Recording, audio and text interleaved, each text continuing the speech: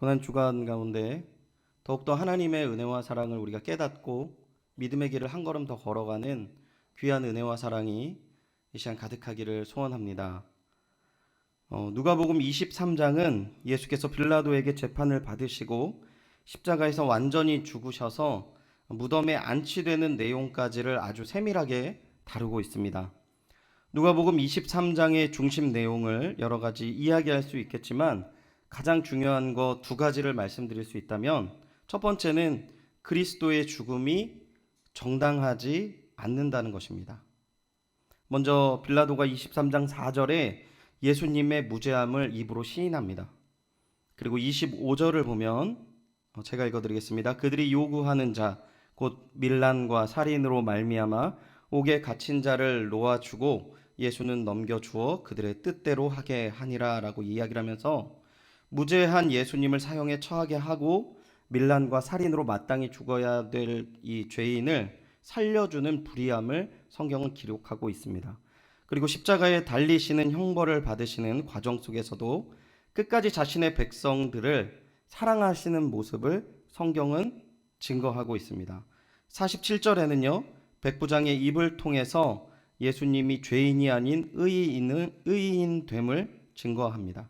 그리고 오늘 본문에 한 죄인의 입을 통해서 예수께서 무죄한 분이심을 이야기하고 있습니다. 두 번째 중요한 주제가 뭘까요? 예수님의 죽음이 불의하다, 이것을 이야기하고 있다면 또 중요한 한 가지는 무엇일까요? 또 한 가지는 이 불의한 죽음을 계속 이야기하고 있지만 예수님은 그 죽음을 마땅히 받으셨다라는 것입니다. 흔들림 없이 그 죽음을 향해서 걸어 나가셨다는 것이죠. 그냥 걸어 나가실 뿐만 아니라 끝까지 본인에게 맡겨진 주의 사역을 감당하셨음을 23장에서 보여주고 있습니다.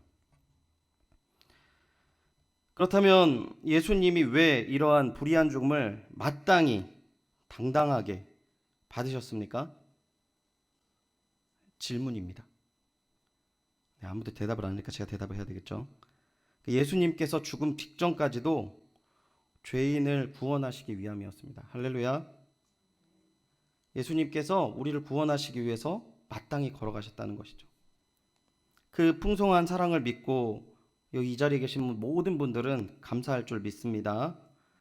그렇다면 우리가 고난주간을 보내고 있는 우리가 진정 마음을 담고 우리를 위해 고통 당하시고 마땅히 죽으신 예수님을 기억하면서 우리가 진정으로 이 예수님을 생각하면서 이 십자가의 길을 가는 예수님을 생각하면서 과연 무엇을 해야 할까요? 여러분 이번 한 주간 어디에 가장 힘을 쏟으셨습니까? 저는 어릴 적부터 교회를 다녔기 때문에 고난주간에 절제하는 운동을 참 많이 참여했습니다. 가장 먼저 특별히 이렇게 말씀을 드리면 이 금요일 예수 그리스도께서 죽으신 이 날을 기념해서 최소한 이 금요일은 금식했던 것 같아요. 제가 이제 처음 금식을 하루 하고 이제 제가 어렸을 적에는 토요일 모임이 있었는데 자랑을 하려고 토요일 날 딱 가보면 그 우리 이제 리더였던 누님이나 형님들은 뭐라고 대답하냐면 그래 너무 대단하다. 난 3일 금식했어. 뭐 이렇게 나기가는 거죠. 그리고 뭐 5일 금식하신 분도 있고. 이렇게 저희 세대에는 이렇게 금식한 부분들을 굉장히 좀 당연하게 생각했던 세대였습니다. 지금 제 모습을 보시면서 저는 아닐 것 같지만 저도 열심히 참여했던 사람 중에 하나였습니다. 그리고 이제 조금 시간이 지나니까요, 미디어 금식이라는 걸 하더라고요. 핸드폰을 안 하고 이렇게 인터넷 안 하고 이렇게 절제의 시간을 갖는 거죠. 절제의 시간을 가지면서 누구를 기억합니까? 예수님을 기억하는 거죠. 예수님을 바라보는 거죠. 굉장히 되게 의미 있고 중요한 시간이었다고 생각을 합니다.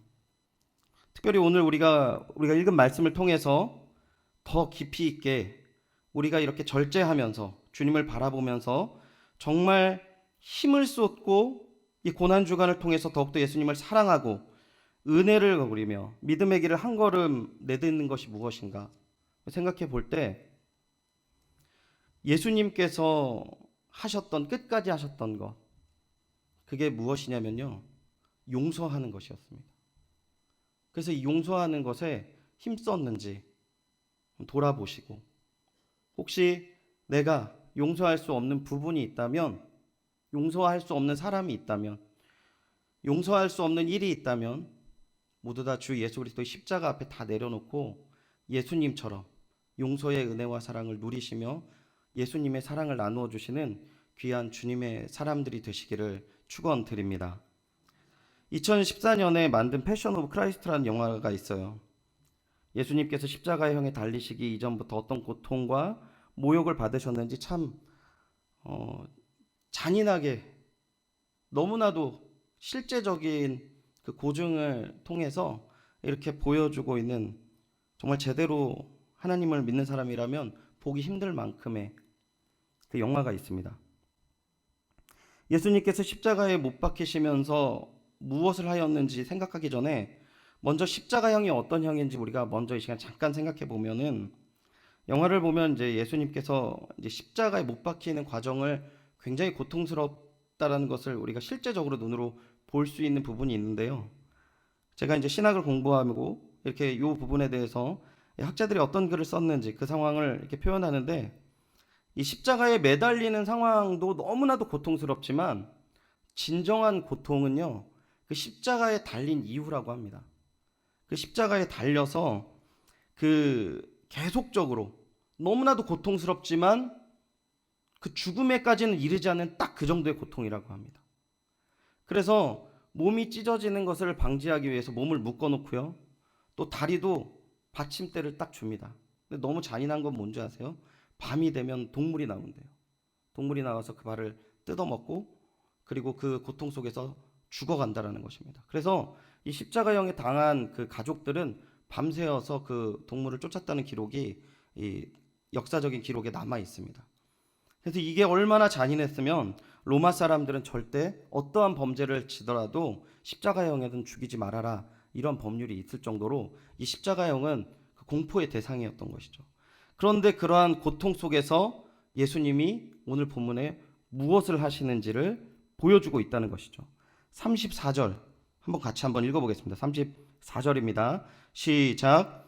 예수께서 이르시되 아버지 저들을 사하여 주옵소서, 자기들이 하는 것을 알지 못함이니이다 하시더라. 그들이 그의 옷을 나눠 제비 뽑을세. 예수님께서 십자가에 막 고통을 받으실 때 무엇을 했냐? 이 말씀을 하셨다는 것이죠. 아버지 저들의 죄를 사하여 주옵소서, 자기들이 하는 것을 알지 못함이니이다. 근데 예수님께서 이 말씀을 하실 때 그 대중의 반응이 두 가지를 성경은 기록하고 있는데요. 첫 번째는 34절 하반부를 보면 표현을 하고 있습니다. 그들의 그의 옷을 나눠 제비 뽑을세라고 표현하고 있는데요. 첫 번째 반응이 뭐냐면, 예수님이 그렇게 고통 가운데 끝까지 사랑하시는 모습, 그리고 이 예수라는 사람이 어떠한 내용으로 살아갔는지도 알고 있지만 뭘 합니까? 예수님의 옷을 나누는 데 집중하는 거예요. 나의 이익에 집중하고 있는 모습을 성경은 이야기하고 있어요. 죄수의 옷들을 죄수를 감시하면서 함께 행진하는 군병 4사람이 이렇게 나누는 게 몫이었습니다. 이제 그 당시 유대인이 5가지 복장을 하고 있었는데, 속옷, 겉옷, 허리띠, 샌들, 머리에 터번을 쓰는 거, 이 5가지였어요. 그런데 이 4사람의 군병들이 4가지를 나누고 이제 커다란 겉옷이 남은 거예요, 지금. 그리고 이것을 어떻게 나눌까? 제비를 뽑고 있었던 것이죠. 그러니까 예수님이 죽던, 나를 위해 죽으시던, 예수님이 나를 위해 끝까지 기도하시던, 바라보지 않고 이 사람들이 뭐 했다고요? 자기의 얻는 소득에 미쳐서 그거에만 지금 팔려 있었다는 거죠. 예수님이 바로 내 앞에서 죽고 있지만, 즉 예수님의 죽음과 고통은 나랑 전혀 상관없는 것이죠. 십자가든 예수님이든 나의 욕심을 채우는 게 급급한 겁니다. 너무 이 성경이 어떻게 보면 되게 잔인한 것은요, 이 구원의 장소에서 이러한 사람들의 모습을 너무 리얼하게 보여주고 있어요. 두 번째 모습은 어떤 모습입니까? 예수님을 희롱하는 자들입니다.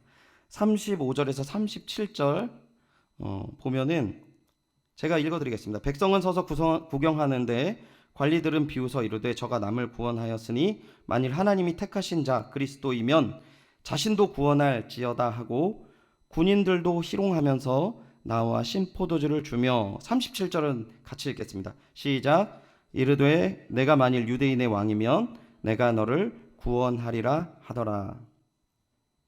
왜 이렇게 이야기를 했냐면 38절에 그 예수님의 십자가 머리 위에는 그 죄패가 있었는데 유대인의 왕이라고 써져 있었다고 이야기를 하거든요. 그런데 왜 이 사람들은 예수님 희롱할까요? 왜 예수님이 구원자인 것을 부인할까요? 여러분 한번 생각해 보셨습니까? 왜 부인할까요? 그것은요, 인간적인 본질적인 문제 때문에 그래요. 인간적인 본질적인 가장 큰 죄가 뭐냐면 이 교만이란 죄인데, 이 교만의 중심이 뭐냐면 하나님이 없이도 난 살 수 있다라는 거예요. 여러분 누가복음 15장에 보면은 둘째 아들이 재산을 받아서 살아나가는 모습이 보이는데, 인간의 아주 이 죄의 단면을 극단적으로 보여주는 모습이에요. 뭡니까? 아버지 없어도 나 살 수 있어요. 뭐만 있으면 돼요? 돈만 있으면 된다는 거예요. 돈을 얻었습니다. 근데 이 둘째 아들이 살 수 있습니까? 살 수 없어요. 오직 유일한 품은 어디입니까? 아버지의 품밖에 없다는 것이죠. 인간이 교만해서요, 어떠한 마음을 갖냐면 하나님 없이도 살 수 있습니다라는 것을 지금 계속적으로 이야기하는 거예요. 이 예수 그리스도의 구원을 희롱하는 것은 그들이 하나님 없이 살 수 있습니다, 이것들에 대한 이 반증이라는 것이죠. 하지만 사람은 하나님 없이는 살 수 없어요. 그래서 신약은 이 부분을 이렇게 표현합니다. 생명을 얻었다고. 반대로 예수님 떠나면 뭐라고요? 죽었다라고 표현하는 것이죠. 실제로 죽진 않았지만 이 이스라엘에 가진 이 세계관에서 보면은 하나님이 함께 하시지 않을 때는 이 생명이 빠져나가는 겁니다. 생명이 계속적으로 빠져나가서 결국엔 죽게 되는 거죠. 신학자들은 이런 표현을 써요. 그런데 인간의 하나님이 부어주신 그 은혜와 사랑이 너무나도, 만드실 때 너무나도 크기 때문에 이 다 빠져나가지 않은 정도를 가지고도 사람이 놀랄 만큼의 어마어마한 일들을 해내니까 이걸 갖고 착각을 한다는 거죠. 근데 하나님이 없이는, 하나님과 관계를 갖지 않고는 인간은 어떤다고요? 죽는다는 것입니다. 그런데 자꾸 이렇게 이야기하는 거예요. 하나님 없이 살 수 있다. 그리고 예수 그리스도의 십자가 앞에서 마저도 당신 없이 우린 살 수 있다. 당신은 메시아가 아니다. 부인하는 것이죠. 근데 이 비난이요, 멈추지 않습니다. 어디까지 이어집니까? 39절 우리 같이 한번 읽어보겠습니다. 39절입니다. 시작. 달린 행악자 중 하나는 비방하여 이르되 내가 그리스도가 아니냐, 너와 우리를 구원하라 하되라고 이야기하고 있습니다. 똑같이 이야기하는 겁니다. 내가 그리스도가 아니냐, 우리를 구원해라, 이렇게 지금 얘기하는 거죠. 끊임없이 부인하는 상황이 같이 달려서 죽음에 이르는 행악자가 죽기 전까지 보여주고 있는 모습인 거죠. 근데 이 말에 예수님이 어떻게 반응했습니까? 어떻게 반응했어요? 성경에는 명확하게 말씀하시지 않거든요. 그런데 그 다음 사건을 보면 이 행악자에게도 마저 예수님이 무엇을 했는지를 보여주고 있어요. 계속해서 40절을 보면은요, 40절, 41절을 보면 이제 다른 편에 있는 강도가 이야기합니다. 뭐라고 얘기합니까? 그 예수님을 비난한 사람을 꾸짖어 이르되 내가 동일한 정죄를 받고도 하나님을 두려워하지 아니하느냐. 우리는 우리가 행한 일에 상당한 보응을 받은 것이니 이에 당연하거니와 이 사람이 행한 것은 옳지 않은 것이 없느니라 하고 이렇게 얘기하고요. 그 다음에 42절 아주 중요한 얘기를 합니다. 42절 같이 한번 읽어보겠습니다. 시작. 이르되 예수여 당신의 나라에 임하실 때에 나를 기억하소서 하니. 아멘. 여러분 생각해 보십시오. 이 행악자가 참 지혜롭고 지금 우리의 동경의 대상이 될 수도 있는 행악자지만 보십시오. 십자가에 지금 달려서 죽어가고 있는 사람이에요. 그럼 이 사람의 행동이 어땠을까요? 굉장히 악했을 겁니다. 말로 다 표현할 수 없을 만큼 나쁜 놈이었을 거예요. 그런데 예수 그리스도를 바라보고 예수님 당신의 구세주됨을 믿습니다 라고 이야기를 했을 때 결과가 어떤 결과가 나와요? 43절 한번 같이 한번 읽어보겠습니다. 43절입니다. 시작. 예수께서 이르시되 내가 진실로 내게 이르노니 오늘 내가 나와 함께 낙원에 있으리라 하시니라. 할렐루야. 은혜롭죠? 너무 귀한 말씀 아닙니까? 굉장히 유명한 목사님 뭐라고 그러냐면 요 부분만 금으로 이렇게 새겼으면 좋겠대요. 너무나도 귀한 말씀 아닙니까? 근데 누가 들었습니까? 누가 들었어요? 말한 사람도 들었지만 옆에서 욕한 사람도 들었어요. 예수님 끝까지 뭘 하셨습니까? 끝까지 용서하시고 끝까지 권면하셨던 거죠. 근데 이 예수 그리스도의 사랑이요, 이 예수 그리스도 하나에만 멈춰 있습니까? 그렇지 않다는 거죠. 이 기이한 은혜와 사랑이 예수님 안에서만 멈춰 있는 것이 아니라 사도행전을 보니까 스데반도 돌에 맞아 죽어갈 때 똑같이 기도합니다. 주여 이 죄를 저들에게 돌리지 마옵소서. 이렇게 기도했다는 겁니다. 이게요, 우리 기독교 안에 있는 정말 놀라운 사건이라는 것이죠. 용서만큼 고귀하고 진귀한 것이 없고 예수 그리스도의 은혜와 사랑을 표현하는 더 나은 것도 없다라는 사실이에요. 에베소서 4장 32절 말씀인데요. 서로 친절하게 하며 불쌍히 여기며 서로 용서하기를 하나님이 그리스도 안에서 너희를 용서하심 같이 하라. 아멘. 여러분, 용서하고 계십니까? 용서하고 계세요? 이번 한 주간 동안 많이 용서하셨습니까? 제가 한 가지 이야기를 드리고 말씀을 정리하려고 하는데요. 제가 이렇게 좀 신대원 때부터 교제했던 한 목사님이 있으셨어요. 어떤 주제가 나와서 어떤 사람 이야기가 나와서 그 사람 이런 사람이야. 제가 딱 이렇게 얘기했어요. 근데 이제 이분이 계속 긍정적인 얘기를 하는 거예요. 제가 듣다가 좀 짜증이 났습니다. 그럼 아니야 이게? 지금 내 말이 틀렸어? 이렇게까지 제가 막 언성을 높였어요. 근데 이분이 꽤 오랫동안 저를 보고 왔는데 이제 좀 이 얘기는 좀 정확하게 해주려고 하시는 것 같았어요. 그냥 딱 나가서 얘기합시다. 딱 얘기하는데 목사님 말한 게 다 맞아요. 그럼 이 사람 다 틀렸습니까? 그럼 이 사람 하나님의 사람 아닙니까? 이 사람 이걸로 끝났어요? 목사님 이 사실로 끝난 거예요? 이렇게 저한테 얘기하는 거예요. 제가 한마디도 할 수 없겠더라고요. 제가 지적하고 나쁘게 봤던 분은 최소한 저보다 단점이 적거든요. 하물며 주님이 보실 때 어땠을까? 그 목사님 그렇게 얘기를 하시는데 제가 굉장히 많이 놀랐습니다. 목사가 되어서 더 많이 사랑하고 더 많이 은혜를 누리고 더 많이 품고 용서하고 사랑해야 되는데 고난주간 맞기 전에 이런 일이 있었어요. 말씀을 묵상하면서 물론 오늘 23장 우리 읽었던 말씀에서도 너무 중요한 말씀이 있지만 너무 많이 있고 한 구절도 뺄 수 없지만 저는 예수 그리스도의 십자가 고통 가운데 모든 걸 다 쏟으시고 생명까지도 당당히 내어놓으신 예수님을 믿는다면 오늘 저도 너무 부끄럽지만 이렇게 말씀드리고 싶어요. 정말 그 사랑을 누리시고 계십니까?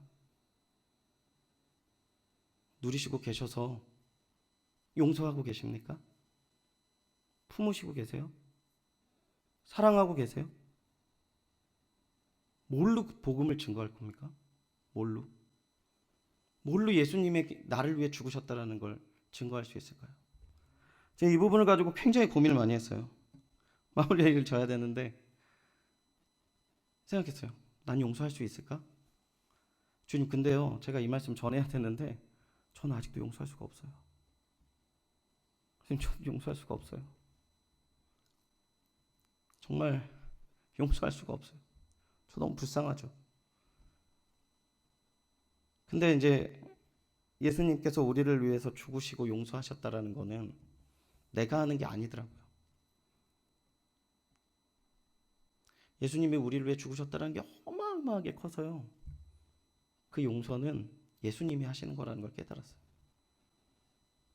이런 모든 억울함, 상처, 고통, 아픔들 모두 그 은혜에 맡기시기를 축원드립니다. 여러분 정말 다 맡기세요. 저는 아직도 다 맡기지 못했던 거더라고요. 그래서 그리스도의 은혜 가운데 우리가 하나님께 영광 돌리는 이 자리에 계신 모든 하나님의 자녀 되시기를 축원드립니다. 그리고 여러분들 모이셔서 우리 연희교회가요, 하나님의 사랑이 무엇인지를 증거하는 교회, 그것을 증거하는 귀한 은혜와 사랑이 이번 고난주간을 더욱더 풍성하게 이 전에 가득하고 우리의 모든 삶 가운데 가득하기를 소원합니다.